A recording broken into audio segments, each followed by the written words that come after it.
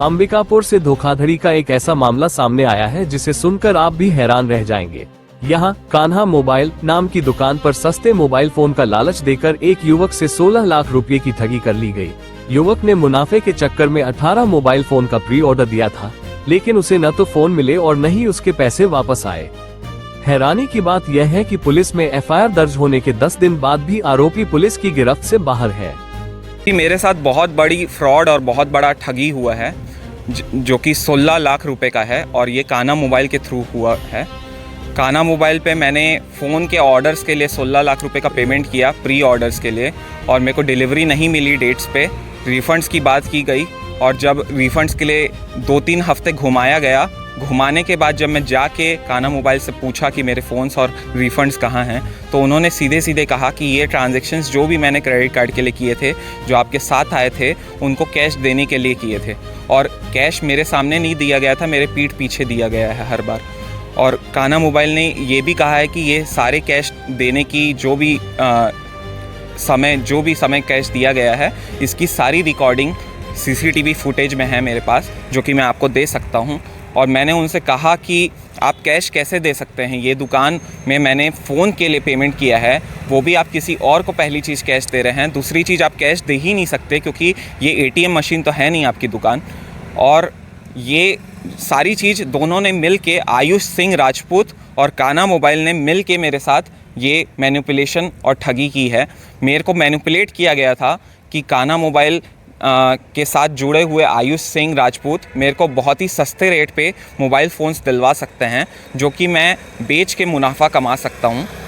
और यह कहकर मेरे से 16 लाख रुपए के फ़ोन्स ऑर्डर करवा दिए, जो कि 18 फ़ोन थे। और उसके बाद मुझे कहा गया कि डिलीवरी थोड़ी लेट हो रही है, 20 तारीख डिलीवरी बोला गया था, 20 दिसंबर, फिर कहा गया कि 2 जनवरी को आपको डिलीवरी मिलेगी। और सारे ट्रांजैक्शन जो भी मैंने किए हैं वो मैं कान्हा मोबाइल पे खुद गया हूँ आयुष सिंह राजपूत के साथ। आयुष सिंह राजपूत और कान्हा मोबाइल के संचालक आयुष अग्रवाल दोनों 2-3 मिनट बात करते थे साइड में जाके, फिर मेरे से ट्रांजैक्शन करवाते थे, मैं ट्रांजैक्शन कर देता था।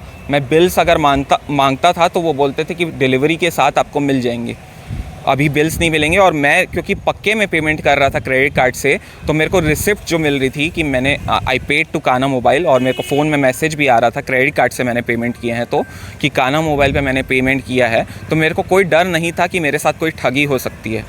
यह सबूत था। मैंने एफआईआर दर्ज की है, 3 तारीख को एफआईआर दर्ज हुई, वो भी 3 दिन तक घुमाने के बाद, बड़ी मुश्किल से। उसके बाद वो एफआईआर दर्ज होने से पहले सारी जांच पड़ताल की गई थी। कान्हा मोबाइल के संचालक को बुलाया गया था, आयुष सिंह राजपूत को भी बुलाया गया था, उनसे सब सवाल जवाब किए गए थे। दोनों ने अपना जुर्म कबूल किया था पुलिस के सामने कि मैंने पैसे लिए क्रेडिट कार्ड से, और मैंने 1 घंटे बाद अकेले में आयुष सिंह राजपूत को पीठ पीछे पैसे दिए हैं। ये चीज़ की मेरे पास सीसीटीवी फुटेज है। आयुष सिंह ने भी कहा कि उसके पास सारे पैसे आए हैं कैश में, और वो उसको अपने बिजनेस में यूज़ कर रहा है, और वो 2 महीने बाद ही मेरे को ये पैसे दे सकता है। और यह एफआईआर दर्ज हुई 3 तारीख को, सारी मुश्किलों के बाद, सारे समय लेने के बाद, बड़ी मुश्किलों से एफआईआर दर्ज हुई। उसके बाद अब मेरे को 10 दिन से यह कहा जा रहा है कि जांच चल रही है।